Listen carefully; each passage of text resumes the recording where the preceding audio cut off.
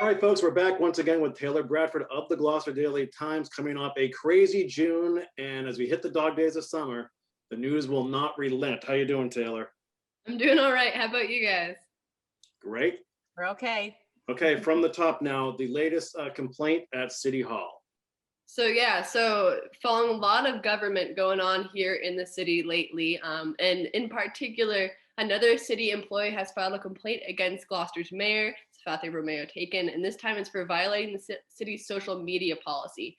Community Development Grants Administrator Jamie Corliss filed a formal complaint with the city's HR department against the mayor for a recent Facebook post related to ongoing personnel issues.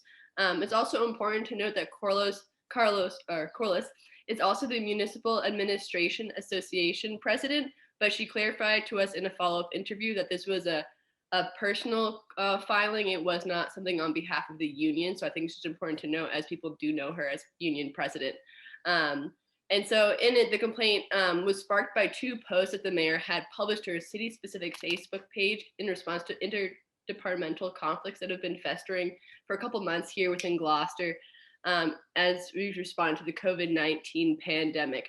The first one is when after an outside investigation looked into the complaints that were previously filed against the mayor for hostile work environment. These documents that kind of had the findings, recommendations from the outside investigator outlined, a lot of the different things that were happening. And Romeo Taken posted a statement of her perspective of the summary and findings, along with a summary of the investigator's findings. So not the full report. Again, we're still waiting for our public records request on that. But it outlined, the summary of findings with nothing redacted, in addition to a statement from the mayor. 6 days later from that being posted, the mayor then posted a statement again and a documentation of concerns that had been expressed by the public health director, Karen Carroll, in an email between her attorney and the mayor's attorney. And again, that Facebook post included those email correspondence that we had public record requested a while back, and a statement from the mayor outlining kind of her response to the email and other things like that. And so as these two things got published, the question is this against social media policy for the city employees? Because it was not only posted to her personal page, but also her government official mayor Facebook page. And a lot of people expressed concerns about how, is that her representing the city and taking the city's response or city stance on these issues and discussion points, or is it her personally? And so that's kind of the conversation that went forward. And Corliss outlines quite a list of just reasons as she looked at the social media policy and kind of the actions of the mayor, kind of outlining what it was and why it violated. And for her, she said it is demoralizing and toxic,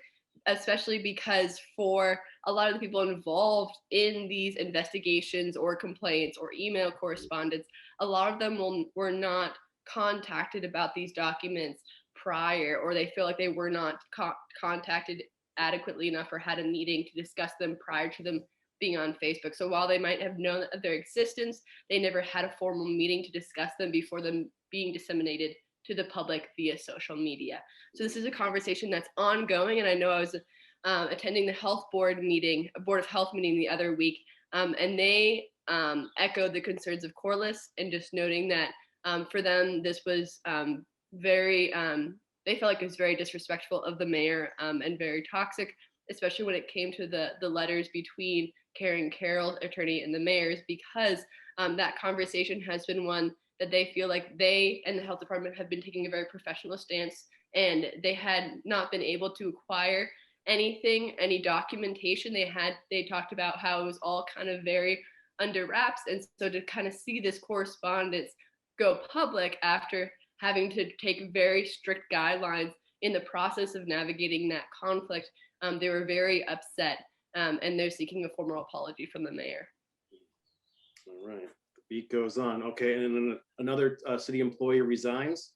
Yeah, so a couple about last week we had health director and the public health nurse both resigned from their positions, and another employee of the city has resigned.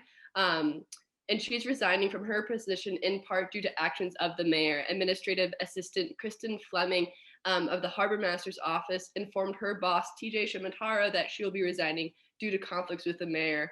I had an opportunity to speak with TJ the other day and ask him a little bit more of the situation, and he had cited that Fleming stated that it was because of further retaliation, malice, and slander by the mayor. I reached out to Fleming and she declined to comment at this time, but we're going to be continuing to follow this story to see more about it. TJ did know that Fleming was planning to go to full-time. She was in a part-time role when she gave her resignation. And as she was planning to be on full-time, but when allegations the mayor had made about her previous employment resurfaced through the same social media post that we have talked about in our story I just talked about, she handed in her resignation letter. And so it's just important to note that Fleming has agreed to stay on part-time until TJ is able to find a full-time replacement. And the story will continue to be updated as that's all the information we have as of right now. Okay. And on the heels of all this, there is ongoing behavioral training happening.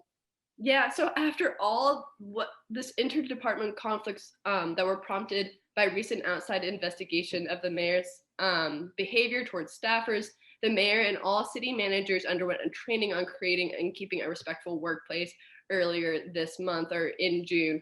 And so professional trainers from the University of Massachusetts Boston Collins Center, who are subject matter experts regarding best practices for establishing a respectful workplace, led these workshops. There were two, and they were on June 24th in person, and they talked about respectful workplace. What does it look like? What does it look like as everyone's coming from different perspectives in different places? And it is important to note that Romeo Taken did not attend either of these two trainings, but she did attend a training. She attended a separate one-on-one session at the request of the Collins Center trainers, using the same packet of information as the standard practice of town managers and mayors.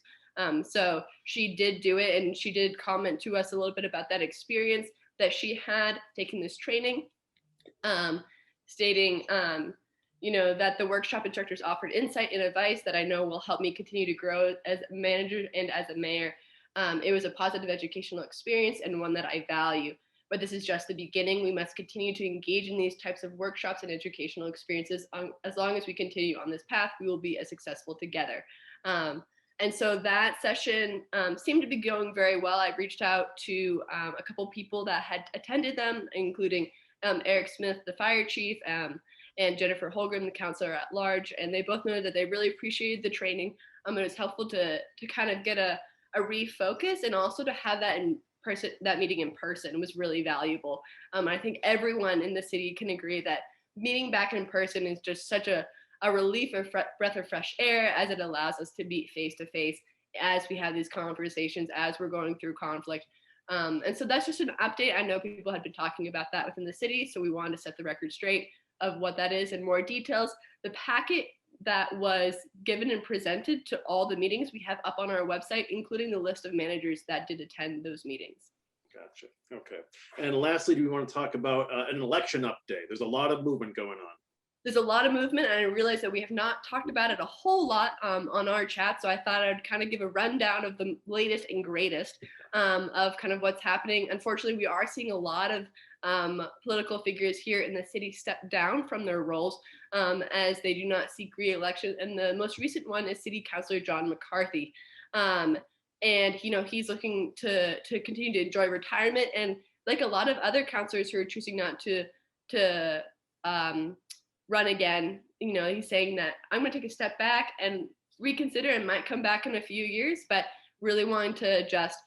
He is joined by Councilor at Large's Melissa Cox and Jen Holmgren, Ward 3 Councilor Steve LeBlanc, School Committee Chairman Jonathan Pope, and School Committee Member Joel Favazza, all of which are not running for another term. And the race for mayor is running deep. We've got a lot of people on the ticket for that.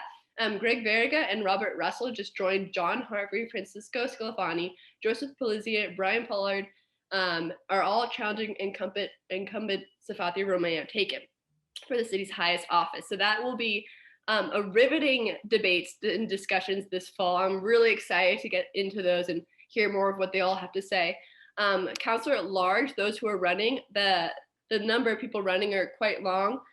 Tony Gross and Peter Canavo, Carlton Bruce McKay Jr., Jason M. Grow, and Robin Hubbard are all seeking a seat in council at large. So that's going to be a really tight race. It's going to be exciting to watch. I know Adam Orlando is currently the only contender on the ballot for the Ward 3 council seat.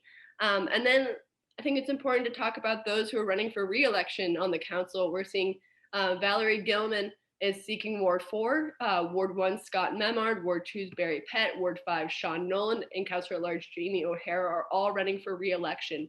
And before I run out of breath, I think it's important also to know the school committee and who are running for the first time, running for re-election.